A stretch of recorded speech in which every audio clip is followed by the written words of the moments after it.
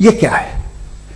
तमाम सच, तमाम नेकी, तमाम शराफत लेफ्ट हैंड ड्राइव है।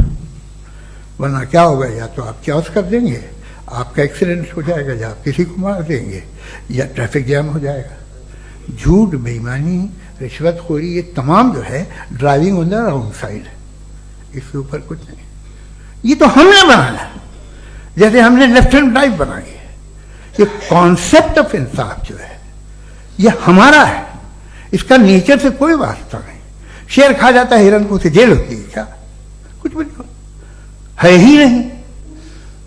तो ये जो दुनिया के रिलीजन प्रॉमिस करते हैं आपसे इंसाफ, इसी से मालूम होता है कि ये मैनमेड है। ये तसव्वुर कहीं और का है ही नहीं। जो नेचर है, कुछ लोग कहते हैं नेचर ही खुदा है, तो नेचर में तो इंसाफ नहीं कहीं। और आप वादा कर रहे हैं कि तुम्हें मरने के बाद इंसाफ मिलेगा। मुझे अगर मिलेगा तो मैं बहुत खुश होऊंगा, लेकिन मैं यकीन नहीं कर पाता हूं, इसलिए कि मैं फेथ नहीं पैदा कर सकता। The very fact that religions demand faith, इसका मतलब है कि उनके पास जस्टिफिकेशन नहीं है। अच्छा साहब, फिर रिलीजन अगर मॉडरेशन में है, कोई सा भी नहीं, वो आप में कुछ खूबियां भी पैदा करता होगा, देखिए उससे ये फायदा है, वो फायदा है। अल्कोहल जो है वो ज्यादातर दवाओं में यूज होती है, और एक सर्वे किया गया था अमेरिका में कि लॉन्जिटिविटी किन लोगों की है। तो एक तरफ वो लोग थे जो शराब पीते ही नहीं थे, और एक तरफ वो थे जो एक बोतल शराब रोज पीते थे। सबसे ज्यादा लंबी उम्र उनकी है जो 2 पैक नाप के शराब पीते और खाना खाते हैं। मगर हम शराब को बुरा समझते हैं, मैं भी बुरा समझता हूं। क्यों? ऐसा होता नहीं। कुछ चीजों में आदत होती है कि वो बढ़ती है। आज तक में एक आदमी दूध पीता है, आप 10 साल बाद भी मिलेंगे तो एक ही गिलास पीता होगा। ऐसा नहीं होता, सुबह से दूध पीता रहता है। मिल्कोहलिक मैंने नहीं देखे, अल्कोहलिक होते हैं। ये टेंडेंसी है मजहब की कि वो बढ़ता है, जैसे कैंसर बढ़ता है, जैसे शराब बढ़ती है। कुछ लोग होंगे जो उसे सही तरह से यूज करते।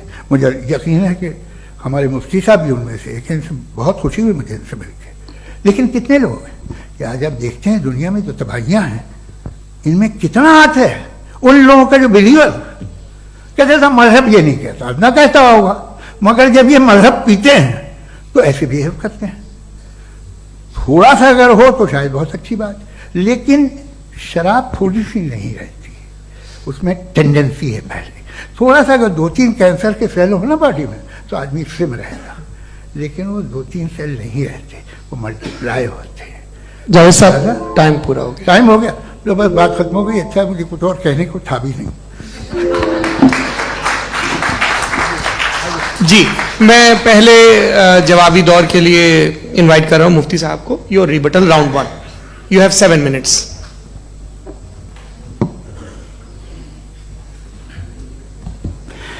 Thank you very much Javed साहब, आपकी बात को सुनकर बड़े महजूज हुए हम लोग। महजूज, डू यू अंडरस्टैंड?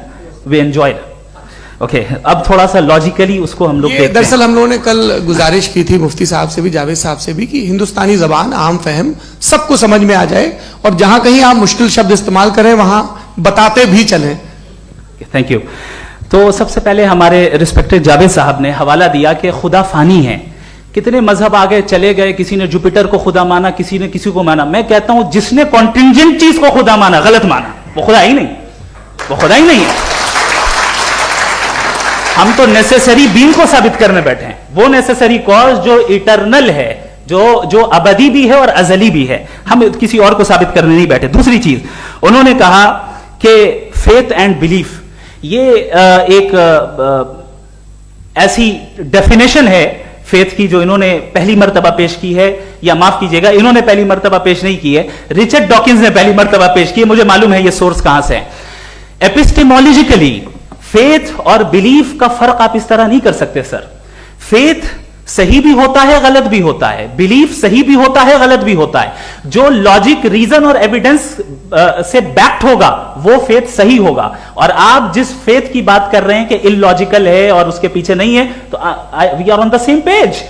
हम नहीं मानते उस फेथ को, जो फेथ ऐसा हो जिसके पीछे कोई लॉजिक ना हो, एविडेंस ना हो, हम नहीं मानते। हम तो उस फेथ के कायल हैं जिसके पीछे लॉजिक हो और एविडेंस हो। तो बिलीफ सही भी होता है, गलत भी होता है, फेथ भी सही होता है और गलत भी होता है। तो आज फेथ और बिलीफ के डिफरेंस पे बात नहीं हो रही। आज आप चाहे फेथ एक्सेप्ट कर लें या बिलीफ एक्सेप्ट कर लें, आज ये बात होगी कि ट्रूथ क्या है। चाहे ट्रू बिलीफ सही है या ट्रू फेथ सही है, और फॉल्स फेथ क्या है और फॉल्स बिलीफ क्या है, बात इस पे हो रही।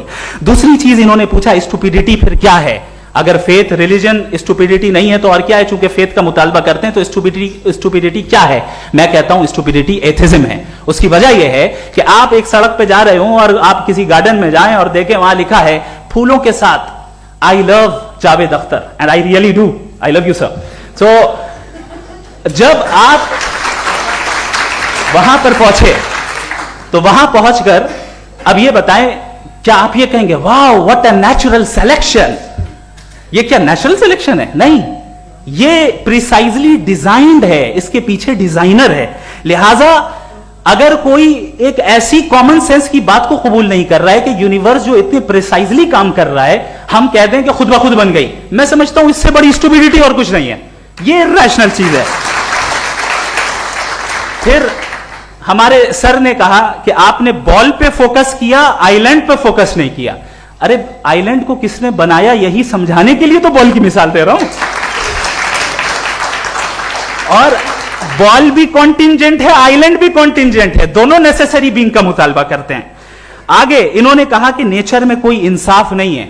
हम डिसाइड करते हैं कि मोरालिटी क्या होती है, इंसाफ क्या होता है। हम डिसाइड करते हैं, जैसे ड्राइविंग सीट में ट्रैफिक वाला, ये तो किसी खुदा ने नहीं कहा, ये है, इसे कहते हैं फॉल्स इक्विवेलेंस। ये एक लॉजिकल फेलेसी है। आपने जो है मिसाल दी ड्राइविंग की और ट्रैफिक की, ये सब्जेक्टिव मोरालिटी है।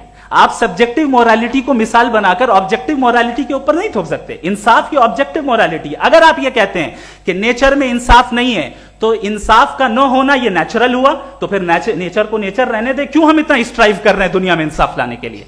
ये तो इलॉजिकल बात है, इरैशनल बात है।